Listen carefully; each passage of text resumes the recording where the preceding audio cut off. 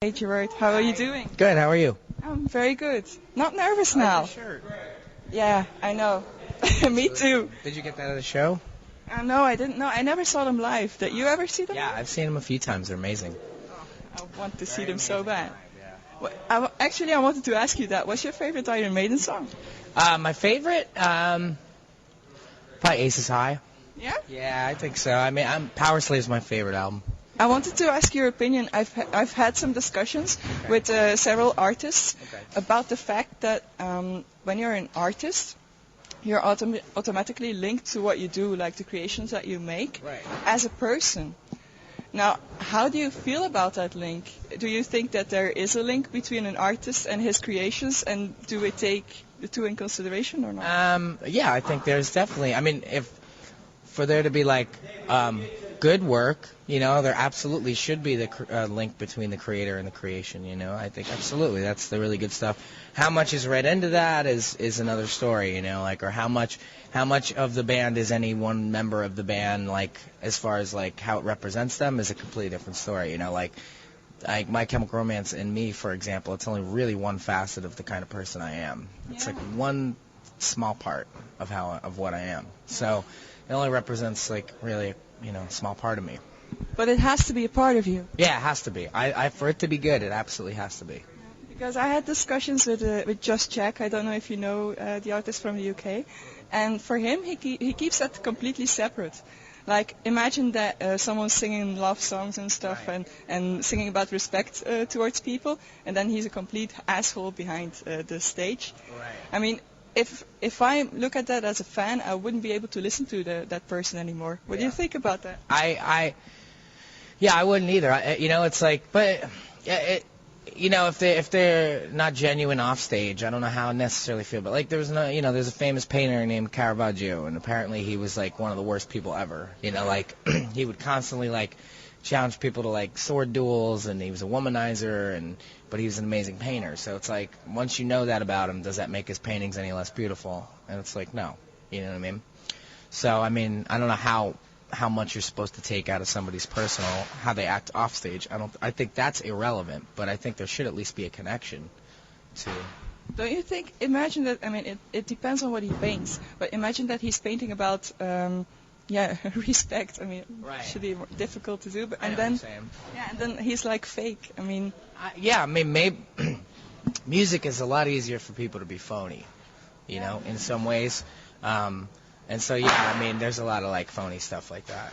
And, you know, people sing love songs that are just, like, they've never loved a single day in their life, and they don't know what it is. And they just know how to write a good pop song. Or somebody wrote it for them, and they're just, like, a vehicle for it a lot of times. But I think the good stuff has to really come from the heart. It has to mean something. Yeah. Well, you just said that for you, My Chemical Romance is a part of the person that you are. Mm-hmm. But when I talk to fans, they see you as a certain person. They label you as a certain person. Right. They have this image of you almost like a hero. Right. How do you feel about those things? I don't know. I mean, you know, some of it's flattering, you know, but then some of it is like I'm not, like, it's not my goal to be a hero, you know. Yeah, it's. I think sometimes maybe they have and understandably so, maybe there's a difficulty in differentiating this on stage and on CD persona from what the person is off stage. I think a lot of people would find me to be very boring off stage. But yeah, not about the boring part. I mean, but the essence is still there, and the things that you say between songs, especially like in the earlier days, when you were talking about how girls should have their respect and my English sucks today. No, I know what you mean. Yeah. I mean, you know, I find myself saying a lot less of that kind of thing these days simply because I felt like there's a lot this band has said, and I think that's great. And I think now when we play live, it's more about playing together, really enjoying that moment, and just really being a rock band, you know. And I think we've made a lot of statements, we've said a lot of things, and I think that that's cool. We did that for years, and now it feels nice to kind of get up there and not say anything and let the song speak and just do that. Because sometimes that stuff can detract from the show, you know? Like, sometimes people just want to come and see a rock show, and there's nothing wrong with that, you know? So. That's true, but I think a lot of your fans, they probably want to see something more, something from the heart, because that's also right. their essence. But the performance can also be that, you know, without the words in between. I think absolutely, like, I would rather see an extremely heartfelt performance than a performance with extremely heartfelt messages jammed in between the songs. I would rather feel it while they're playing, as opposed to them having to explain it. You know, I think it's the not wanting to explain anymore. That I actually have something to ask you, if you can't answer. Okay. I mean, don't. But I've always wondered, like, as an artist, it's something really creative. It comes from your heart, and then you sign a deal with a record label. There's this business side that comes into it. Right. How difficult is that to combine the two? It's up to the band. I mean, you know, it doesn't have to be difficult at all. It's not difficult for us. Signing to a major label is no different than signing to an indie. And you need to sign to an indie sometimes, you know, to get your record out.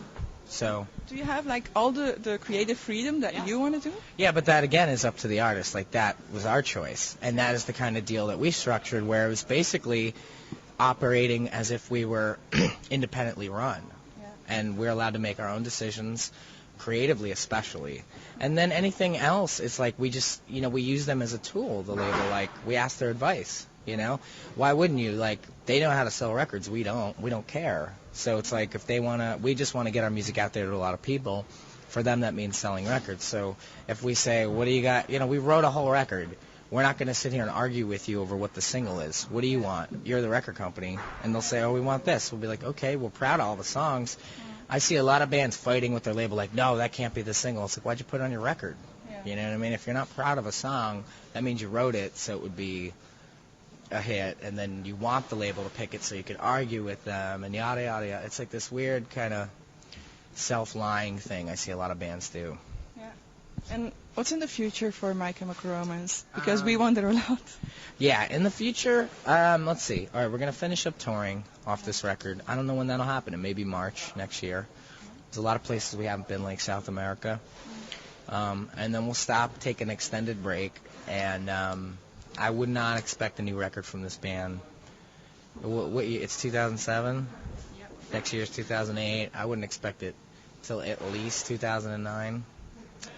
Jesus, Gerard. Yeah, but what are you doing to us? Next year, we're touring. We're still on the road, so yeah. So then we'll get together, make another record, and then figure out how much touring we want to do. You know, we've never taken a real break, so I think it's time. Yeah, you deserve it also. Thanks. Yeah, but I mean it. But it's difficult for the fans to accept that, and I understand. I know, no, and it is, and it's difficult for us to accept too. I mean, like you know, when you physically need a break, and then you go on a break, and then you want to be out there playing, you want to be making songs, but you have to stop yourself because you're gonna go nuts. You're gonna get sick. You're gonna get hurt. And there's like, this band's never stopped. There's been a lot of injuries over the years. There's been a lot of moments where people have had to go home because they get injured. You know. I think the true fans will understand and will grant you that break also. Yeah. One last thing that I wanted to ask you that's very personal. Okay. But with TasteItTV, I think you know a little bit what we want to do. Personal questions are usually really good, and they're not the personal questions that you're thinking. I get lousy personal questions all the time, but yours are actually just insightful, personal opinion questions. So. Thank you. Yeah. I don't know what to say anymore now. Thanks. Thanks a lot for that. Yeah. Okay. I was gonna swear there. You should. It's your show. Okay, well, fuck you. Fuck you. Fuck you. Say it. Oh, yes. Oh, you can't say the F-bomb? No, hey, we can say everything. I don't believe in that stupid censorship. I think it's really bullshit. No, I mean, yeah, I can get so nervous about that. No, but what do you think about that? I mean, imagine you're saying people, oh, you can't say fuck, oh, you can't say this or that. Does that change anything to the person? No, I mean, you know, the only thing about swearing is it occasionally can make you seem not as intelligent as you are. And that's the only thing. Like, my intelligence definitely drops sometimes on stage and I curse an awful lot. Just because I get so excited. You know, can't help it. Can't help it. You're from New Jersey. I'm from New Jersey. We curse a lot. I know. I have some friends there, and I know they do the same thing.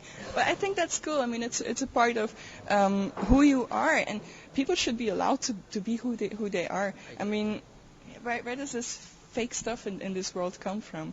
I mean, yeah, Gerard, help me out here. Where does it come from? I don't know. No, but seriously, I mean, in the media also, do you, like now, I see a lot of things happening that they almost encourage people to be cool by bashing other people. Yeah. All right. Coolness is one of my least favorite things in the world. It's always been one of my least favorite things. I didn't like it in high school. I didn't like it growing up. I didn't like it in art school. I don't like it now. I don't like it in music. I think it's elitist. It's lame. And most of those really cool bands are some of the wackest, lamest bands around that make no good sense at all. Like, can't write a melody, can't write anything. Can't write anything that speaks to people. They can write like a cool dance beat and have like funny hair and weird pants, and that's about all they can do. And then they go away after like 4 months. And so they keep being cool or whatever. Yeah, but like the fact that they encourage people now to be like this snobbish person, I mean, it's a bit weird to see where that comes from. But, I mean, we want to try to make this different, and I hope we can do that. And I think we can with our interviews, because we want to try to see the real person behind. That's why I'm asking you these annoying questions. Mm-hmm. Do you think we can achieve that, honestly? We can achieve, like, a lack of... nah. We can change. I don't know, because, you know, it almost needs to exist in order for really heartfelt, honest things to exist. You know, for every, like, snobbish, elitist, quote-unquote cool band out there kind of needs to be that in order to be simply, like, honestly, like, working-class rock and roll, you know, which is, like, what rock and roll is, and it's for the youth. It comes from kids that were raised working class most of the time, and it's honest. It's not cool at all. It's not supposed to be cool. Like, you're supposed to come to a rock show because you're not cool anywhere else, you know? That's the point. Like, you know, how could you have a hip band play, like there'd be nobody in the room. You know what I mean? Like, if only the cool people are allowed in, there'd be nobody coming to the shows. So, I don't like cliques or elitist groups or anything. I don't think you could change it. I think it does need to exist. You know, it's like you gotta have a negative for a positive all the time. Maybe. I think I'm gonna try to prove you different. Alright, that'd be cool. I'll do my best, but I'm going to have to leave you now because you have to get ready. But thank you so much. Thank you. Thanks a lot. Yeah, and always hopefully... Have a good time. We're going to cover a CCR song tonight, so... Yeah? Creedence song, yeah. I'm very excited about it. Oh, that's cool. Because I think we got to play it for the BBC, so... Yeah? We said, alright, we'll play it live, see how it goes. Cool. Take care. Yeah, take care, Bye-bye. Gerard. Thank you so much.